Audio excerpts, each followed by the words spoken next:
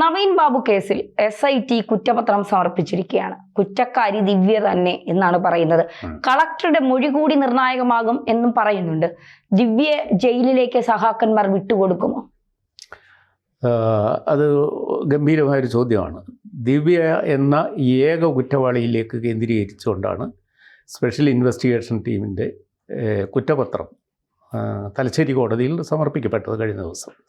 അപ്പോൾ അതിലെ കുറ്റപത്രത്തിൽ ആത്മഹത്യാ തിയറി സ്ഥാപിച്ചിരിക്കുകയാണ്. ലോക്കൽ പോലീസിൻ്റെ നിഗമനങ്ങൾക്കപ്പുറത്തേക്ക് ഒരു അണുവിട മുന്നോട്ട് പോകാൻ ഈ സ്പെഷ്യൽ ഇൻവെസ്റ്റിഗേഷൻ ടീമിന് കഴിഞ്ഞിട്ടില്ല. അതാണ് അതിനകത്തെ ഒന്നാമത്തെ പൊരുത്തക്കേട്. പിന്നെ എന്തിനാണ് ലോക്കൽ പോലീസ് അന്വേഷിച്ചാൽ പോരായിരുന്നു? എങ്ങനെ ഒരു സ്പെഷ്യൽ ഇൻവെസ്റ്റിഗേഷൻ ടീമിനെ കൊണ്ടുവന്നത് ഇവിടെ എന്തോ വലിയ കാര്യം, ഇതിൻ്റെ സീരിയസ്നെസ് അനുസരിച്ച് ഗവൺമെൻറ് ജാഗ്രതയോടെ സത്യം കണ്ടുപിടിക്കാൻ ശ്രമിക്കുന്നു എന്നൊക്കെ ആയിരുന്നു. പക്ഷേ ഒരാൾ ആത്മഹത്യ ചെയ്യണമെങ്കിൽ, അത് ఖണ്ഡിതമായി പറയണമെങ്കിൽ അതിന് അടിസ്ഥാനപരമായ തെളിവുകൾ വേണം. ഒന്ന്, ആത്മഹത്യാ കുറിപ്പ് വേണം. രണ്ട്, ആത്മഹത്യ ചെയ്തിരിക്കുന്ന രീതിയും പരിസരവും ആ സ്ഥലവും നൽകുന്ന സൂചനകൾ. മൂന്ന്, ആത്മഹത്യക്ക് നിയതമായൊരു കാരണം വേണം. 4, പോസ്റ്റ്മോർട്ടം റിപ്പോർട്ട്, അതിനുള്ള സൂചന വേണം. ഇത്തരം കാര്യങ്ങളൊന്നുമില്ലാതെ ഒരാളിൻ്റെ പ്രസംഗം കേട്ട് ഒരു അഡീഷണൽ ഡിസ്ട്രിക്ട് മജിസ്ട്രേറ്റ് സ്വയം ജീവനൊടുക്കി എന്ന് പറയുവാൻ നമുക്ക് ആർക്കെങ്കിലും ഒരു കോമൺ സെൻസ് എന്തെങ്കിലും തകരാറുണ്ടോ? ഇതാണ് ഇതിനകത്തെ പ്രധാനപ്പെട്ട ഒരു ചോദ്യം. സാമാന്യ ബുദ്ധിക്ക് നിരക്കുന്ന ഒരു നിഗമനത്തിലെത്താൻ പോലീസിന് ഇനിയും കഴിഞ്ഞിട്ടില്ല. ആദ്യം തന്നെ ആത്മഹത്യക്ക് അനുകൂലമായ തിയറി അവതരിപ്പിക്കുവാൻ ഒരു പ്രതിയെ കണ്ടുപിടിച്ചു. അത് ഒരാൾ തലേ ദിവസം അത് ക്ഷണിക്കപ്പെടാതെ യാത്രയയപ്പ് യോഗത്തിൽ ചെന്ന് ഈ യാത്ര അയപ്പ് സ്വീകരിച്ചുകൊണ്ടിരിക്കുന്ന ADM-ന് എതിരായിട്ട് ചില ആരോപണങ്ങൾ മൈക്കിലൂടെ പറഞ്ഞു. ഇങ്ങനെ ആരോപണം പറയുന്നത് ജില്ലാ പഞ്ചായത്ത് പ്രസിഡൻ്റായി ഇരുന്ന PP ദിവ്യ എന്ന വ്യക്തിയാണ്. PP ദിവ്യ ഇത് കരുതിക്കൂട്ടി ചെയ്തതാണ് എന്നതിന് വ്യക്തമായ തെളിവുണ്ട്. അതായത് ഇവരിത് പ്രസംഗിക്കുവാനുള്ള അവസരം കളക്ടറുടെ ജീവനക്കാരിൽ നിന്ന് സമയം വാങ്ങി അവിടെ നേരെ ചെല്ലുന്നു. എന്നാൽ അവർക്ക് ഇരിക്കാനുള്ള ഒരു ചെയറൊക്കെ അവിടെ ഒരുക്കിയിട്ടിരുന്നു കളക്ടർ. അപ്പോൾ അങ്ങനെ ചെല്ലുന്നതോടൊപ്പം അവിടുത്തെ പ്രാദേശിക വിഷ്വൽ മീഡിയയുടെ ഒരു സംഘത്തെയും ഇവർ കൂടെ കൊണ്ടുപോകുന്നു. അത് ഇവരുടെ പ്രസംഗം അവർ വിഷ്വലൈസ് ചെയ്യുന്നു, എന്നിട്ടത് പ്രചരിപ്പിക്കുന്നു. അതിൻ്റെ കട്ടിങ്സ് ഇവരും ഫോണിലൂടെ പലർക്കും അയച്ചു കൊടുക്കും.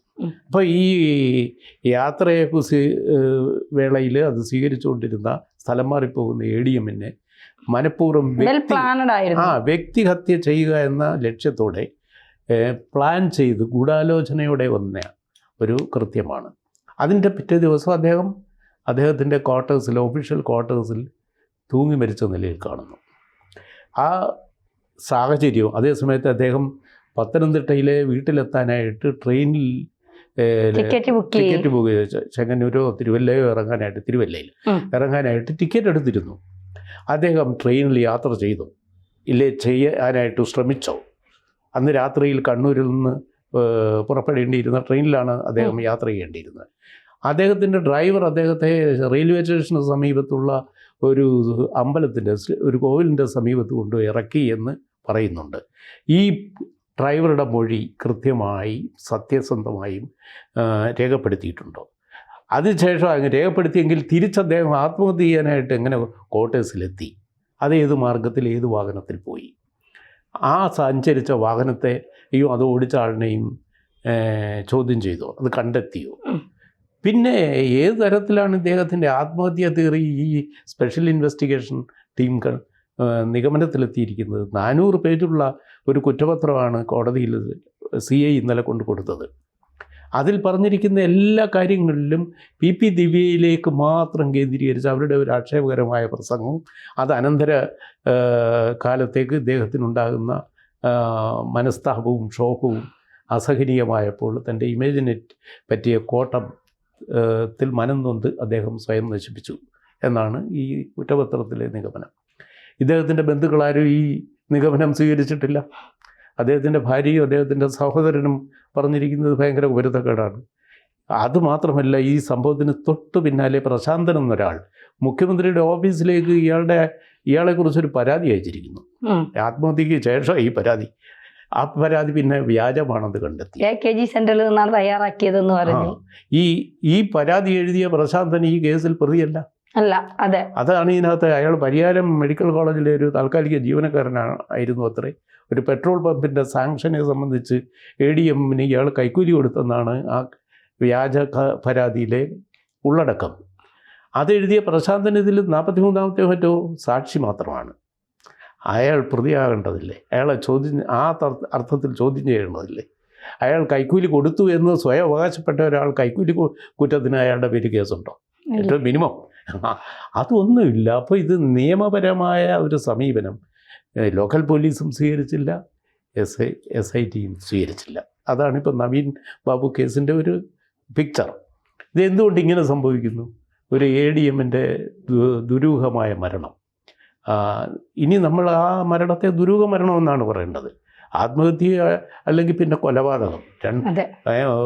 ഒരു മനുഷ്യന് 3 രീതിയിലേ മരിക്കാൻ പറ്റും. രോഗം വന്ന് മരിക്കാം, അപകടത്തിൽ മരിക്കാം, ഇല്ല ആത്മഹത്യ ചെയ്യാം. 4ാമത്തെ രീതി ഒരു കൊലപാതകമാണ്. ഇതിലേതെങ്കിലും ഒരു രീതിയിലേ ഒരു മനുഷ്യന് മരിക്കാൻ പറ്റുകയുള്ളൂ. അപ്പോൾ ഇവിടെ സംഭവിച്ചത് ഒന്നീ കൊലപാതകം അല്ലെങ്കിൽ ആത്മഹത്യ. അപ്പോൾ ഇത് ആത്മഹത്യ എന്ന നിഗമനത്തിലെത്തുന്നതിന് ഒരുപാട് തെളിവുകൾ ആവശ്യമുണ്ട്. അത് ഹാജരാക്കപ്പെട്ടിട്ടില്ല. അപ്പോൾ പിന്നെ കൊലപാതകം എന്ന കാര്യം റൂൾ ഔട്ട് ചെയ്തിട്ടില്ല. ഈ റിപ്പോർട്ടിൻ്റെ ഒരു പൊരുത്തക്കേടതാണ്. കൊലപാതകമാകാനുള്ള ചാൻസ് എല്ലാം പരിശോധിച്ച് റൂൾ ഔട്ട് ചെയ്യണം. അത് ചെയ്തിട്ടില്ല. പിന്നെ ഈ ബന്ധുക്കളുടെ സാന്നിധ്യത്തിലല്ലാതെയാണ് ഒരു ഇൻക്വസ്റ്റ് നടന്നത്.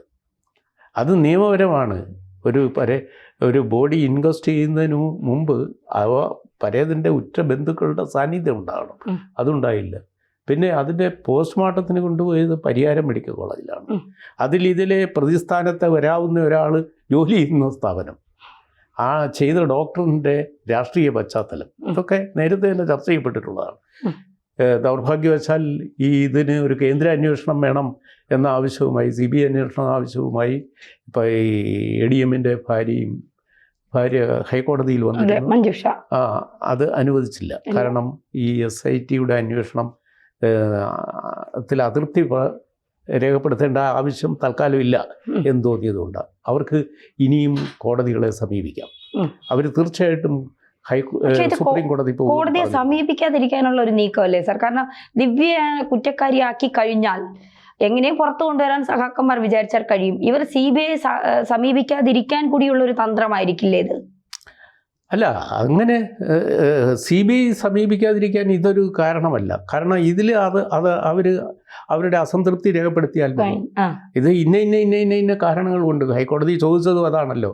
നിങ്ങൾ പറയുന്നത് പോലെ ഇത് കൊലപാതകമാണെന്നുള്ളതിന് നിങ്ങൾക്ക് തെളിവുണ്ടോ എന്നാണ് ചോദിച്ചത്. പക്ഷെ ആത്മഹത്യ ആണെന്നുള്ളതിന് ഇവർക്ക് തെളിവില്ല. ആത്മഹത്യ ആണെന്ന് തെളിവില്ലേ, പിന്നെ എങ്ങനെയാണ് അയാൾ മരിക്കേണ്ടത്? അപ്പം അദ്ദേഹത്തിന് പിന്നെ ഹാർട്ട് അറ്റാക്ക് വന്ന് മരിച്ചതല്ലെന്ന് എല്ലാവർക്കും അറിയാം. ഹാർട്ട് അറ്റാക്ക് വന്ന ആൾ തൂങ്ങി നിൽക്കത്തില്ലല്ലോ. അപ്പോൾ ഈ തരം കാര്യങ്ങളിൽ ഇനിയും വ്യക്തത ഉണ്ടാകണം. അതിന് അന്വേഷണം, ഈ സ്പെഷ്യൽ ഇൻവെസ്റ്റിഗേഷൻ ടീമിൻ്റെ അന്വേഷണം പര്യാപ്തമായില്ല എന്നാണ് കുറ്റപത്രം തെളിയിക്കുന്നത്. അതുകൊണ്ട് നവീൻ ബാബു കേസ് ഇനിയും വിവാദമായി തുടരും. ബന്ധുക്കൾ സുപ്രീം കോടതിയിൽ പോകുന്നവർ വ്യക്തമാക്കിയിരിക്കുന്നു.